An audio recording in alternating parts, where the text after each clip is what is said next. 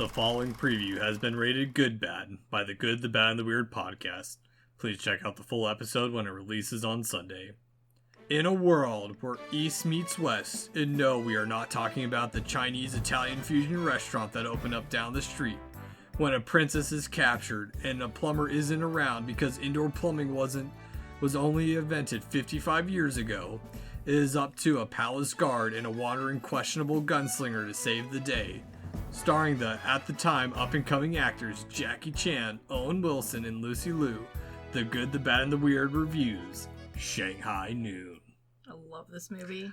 I do too. This movie's hilarious. It is the perfectly weird fusion of the era while also still trying to be somewhat appropriate.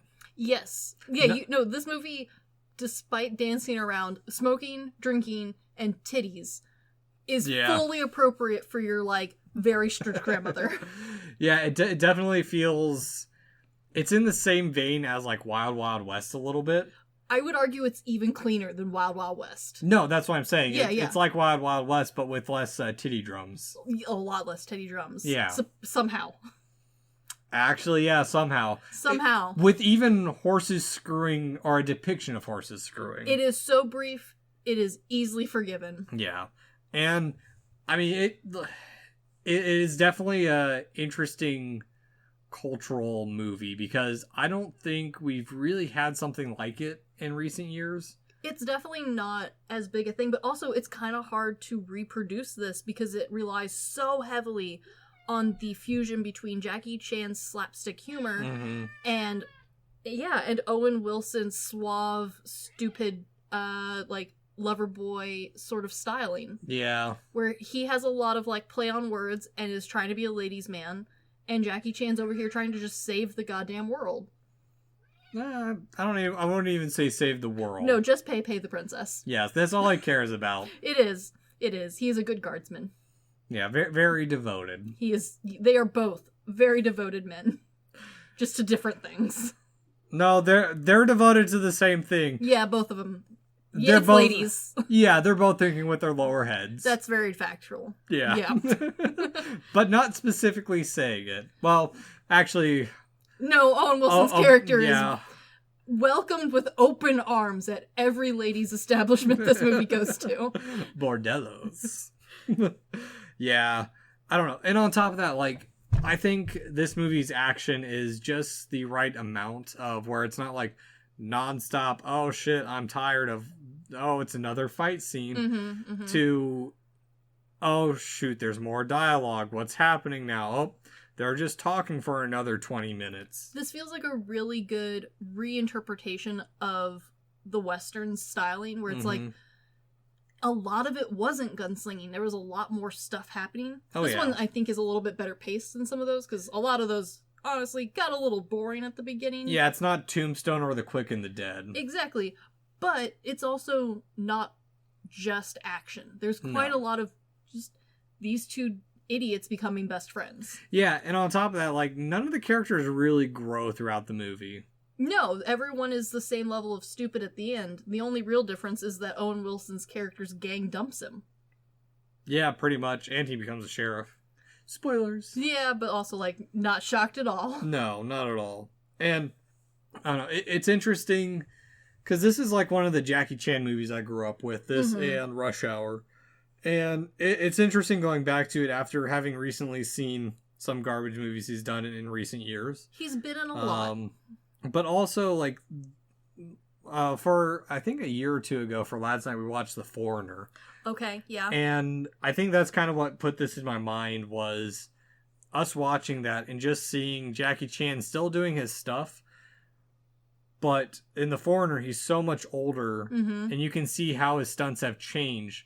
And then you go to something like this, and he's still spry and doing still hella jacked. Oh, yeah. And, it is interesting to see how, especially if you're like me, you're a huge Jackie Chan fan, and it's fun to watch his career evolve, even though you might argue well, he really hasn't changed his style a ton, but he has. He's just adapted it to fit where he's at currently. Yeah, you can also see, especially with the stunts he's doing, kind of the influence of what Jason Bourne would end up doing, the Bourne Identity series, especially to action movies in general.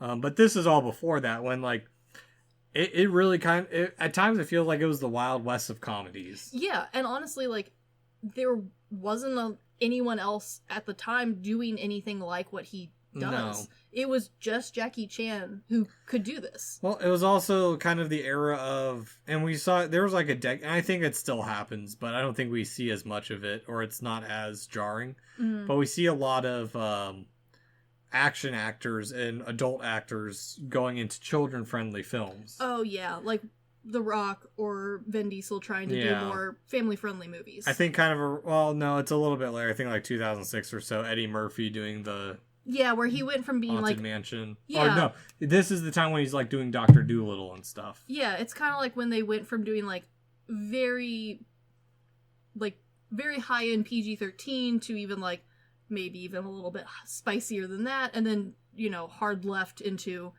family-friendly. Yeah. Just pure comedy. Honestly, Jackie Chan's never had a hard left. If anything, it's been more of trying to get him to go the other direction later in years. But this is all before that. This is, like, we only know him for his sweet comedy. Rumble in the Bronx and Rush Hour. Yeah. And, I mean, like we mentioned in the episode, same thing with Lucy Liu and Owen Wilson. I mean, this movie is one of those weird ones where I think it's a little forgotten to a modern audience. No, it's definitely one of those ones where you have to kind of bring it back up. But, like, people who've seen it remember this movie. Yeah. Even if it's been ages since they've watched it. And if people haven't seen it, honestly, it's an easy one to, like, plug to people who maybe not even into Westerns, just the fact that it has these two guys on it. You know them, you kind of know what you're getting into. Yeah, it's a very good starter movie for these. And actually, I mean, I'd still ask parents, but, like, it's one of those movies that I would introduce a young nephew or honorary nephew or niece to. Oh, yeah, no, this one is a pretty easy, like, oh, yeah, that one's fine. Yeah. Sort of thing. Like, the jokes are going to go over their heads, but it's not, like, too dumbed down for, like, them not to understand it. Exactly. Everyone will have a good time watching it, for sure. Yeah. No, it's an interesting watch. So. It is. And it for us toes that delightful line between terrible, but also way too much effort and work, and, like, the jokes really are funny. Yeah. It's not like, which I know you still have to watch, Necropolis. Yeah, still need to see it. But, like, yeah, it toes that delightful line between, like, alright, this movie's not good, but I had a good time. Yeah, they weren't trying to make, like, Yojimbo or Seven Samurai. Exactly. They were just making a stupid... It's very different from another similar movie, Red Sun, where Red Sun was a much more serious movie compared to this one where it's all pure comedy. And honestly, the comedy in this one works really well, especially for how long this movie is, being like, what, about 2 hour mark, if not a little longer? Yeah, just under 2 hours, I think. Yeah, for a comedy, like, and an action comedy, this is pretty well paced. The jokes are funny pretty much the whole way through. There's only a handful that I feel like either I didn't get, or like, not the funniest. Yeah. But most, like, if whatever was, I didn't find that funny, almost the next scene had something of a different style of humor. There's quite a good mix between puns, physical humor, gag humor, embarrassment humor. Like, it's a good mix of different styles. It doesn't stick with just the one, and especially since Jackie Chan is so involved with, or being inspired from vaudeville. Yeah. And then balancing it out with Owen Wilson's comedy style really helped. Yeah. Yeah. No, it's definitely an interesting watch in this modern age. So. Definitely. But, anywho, this has been the Good, the Bad, and the Weird previews. Listen to the full episode when it comes out. Peace!